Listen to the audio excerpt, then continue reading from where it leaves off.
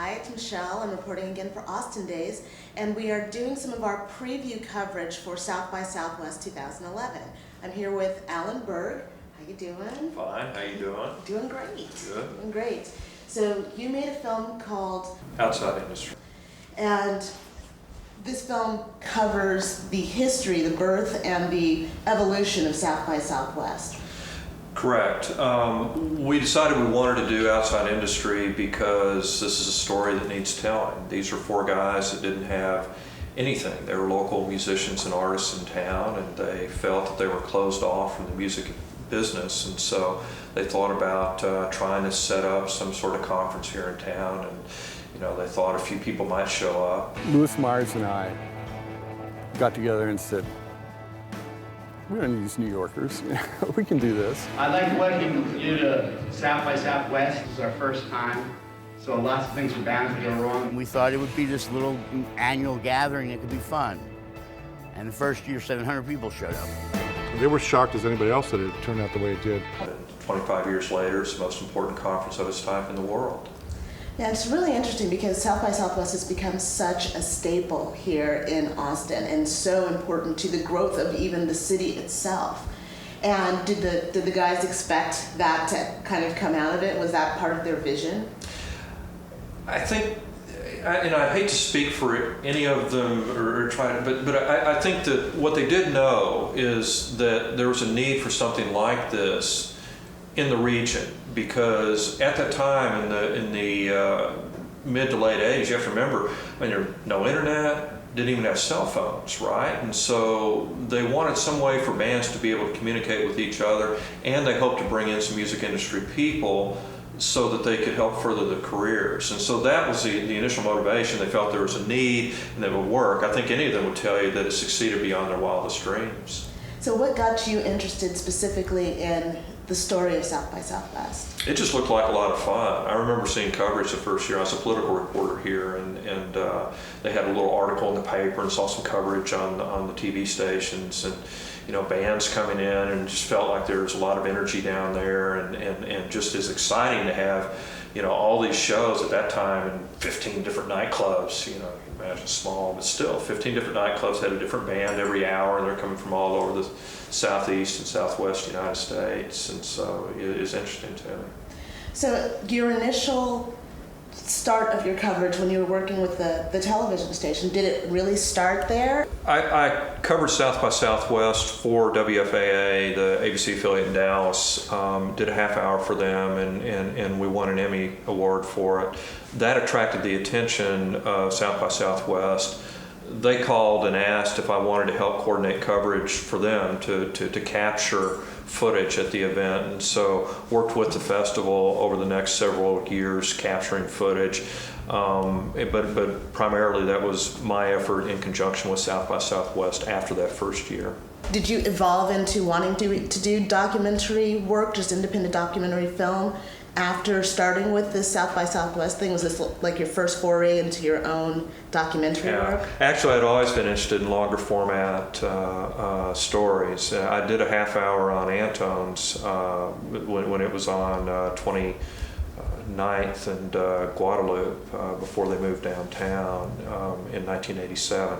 And so working for daily television, where the long stories that I did were 2.5, 3 minutes long, and I always felt that there was information I wanted to convey and couldn't within that newscast.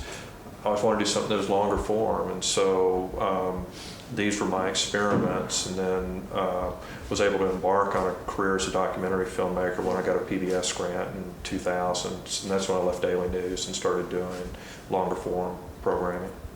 So how did we get to this point with South by Southwest? You did that first shorter documentary that you got an Emmy for. Sure. And then, so now fast forward, how did we get back into it? I knew their 25th anniversary was coming up, and so I thought, it might be interesting to try and do something, but we were so busy here on a bunch of different projects that it was just sort of a passing thought. And then July or so, Roland Swenson, the founder of South by Southwest, called me and said, hey, you want to do something for the 25th? And I was like, yeah.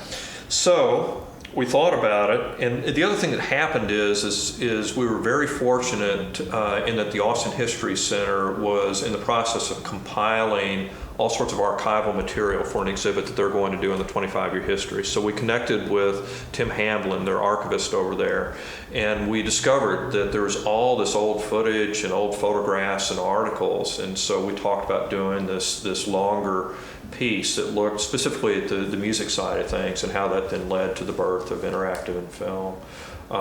The challenge, of course, is that we essentially compressed about 2 years of work into a 7-month period. Wow. Well, how were you able to do that? That's actually kind of amazing. Focus. You fumbled me a little. I was like, what? They're not going to move the festival, so the film's got to be done by the festival. So so off we went. Assembled a team of some pretty good people, and I come out of a daily deadline-oriented business. I understand deadlines, and so we just went to work.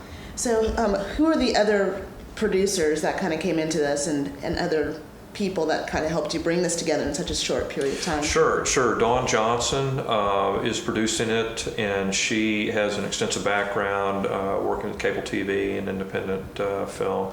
Jason Whaling is a co-producer. Jason produced my last documentary, and he he worked on the Cassavetes award-winning film August Evening.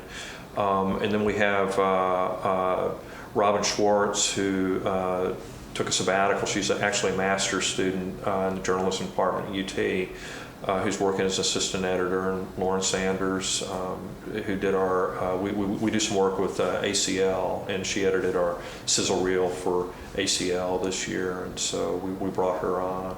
And then Garrett Johnston is doing our graphics art, and he's just fantastic. And Eric Horn, our creative director, is sort of supervising the overall look of the piece, the aesthetic. Wonderful. All these folks are good at what they do, and that helps. Yeah, so how does it feel for you guys to be back and in the fray, just like right in the fray of South by Southwest? You're now part of the story. I suppose. Our intent, as somebody who lives in this city and who understands what South by means to Austin, our intent was to honor the festival with a piece that's worthy of the stature of the festival. It is a independent look. We examine the issues they're facing, the threat of the day parties, the controversies over, what's an official event and what's a non-official. We look at all that, but at the end of the day, we want to make sure that we tell the story of this remarkable, transformative event that occurred in Austin. The film is going to be premiering at the Paramount Theater on March 16th at 4:30. Mm-hmm. And we're really looking forward to seeing it. And there are also going to be tickets available to the general public on the Paramount Theater website. So thank you so much for talking with us, and I really wish you the best of luck with this film. Well, thank you.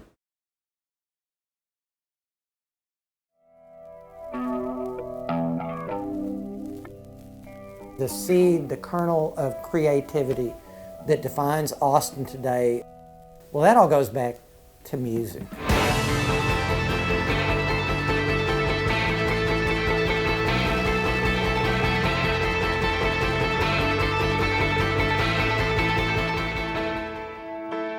My first album came out in '85, and I gotta tell you, I didn't know what the fuck I was doing. All I knew was I wasn't gonna get a job. And it was always this, well, how do you get in the door here? How can you get to a label? We were so much in the boondocks here. Everybody was really poor, but it was okay, because in Austin you could be poor. Louis Myers and I got together and said, we don't need these New Yorkers. We can do this. I'd like to welcome you to South by Southwest. This is our first time, so lots of things are bound to go wrong. We thought it would be this little annual gathering that could be fun. And the first year, 700 people showed up. They were shocked as anybody else that it turned out the way it did. How big is this thing? It's huge, isn't it? Music was good and evil. There were screaming matches, things getting thrown. The level of passion's intense. We were doing the industry's job for them. I was so desperate to get famous, to get more on the radio. The artists go around like these weak little You know, oh, please give me a record deal, please, please. Eventually, I'm going to be in the secret room with the big guy. The record company's changed. The executives you know are gone. No one knows where it's going to end. Worse than being exploited for an artist is not to be exploited at all. I was one of the most hated people in the music business. You are looking right now at my favorite t-shirt. Everybody was saying, oh, there's too many bands, there's too many people. So next year, we're going to boycott South by Southwest. I became the man. He was an insider. I think once we realized that a 8-cent piece of plastic could be worth $100, things changed really quickly. This festival is very fucking weird. It's like corporate. I personally don't think it dilutes South by. There have always been politics involved. It takes on a life of its own. It's a house of cards. We couldn't control it. We created a monster. It's just sensory overload. That's the best description. It's like the first day at school times 20,000 people.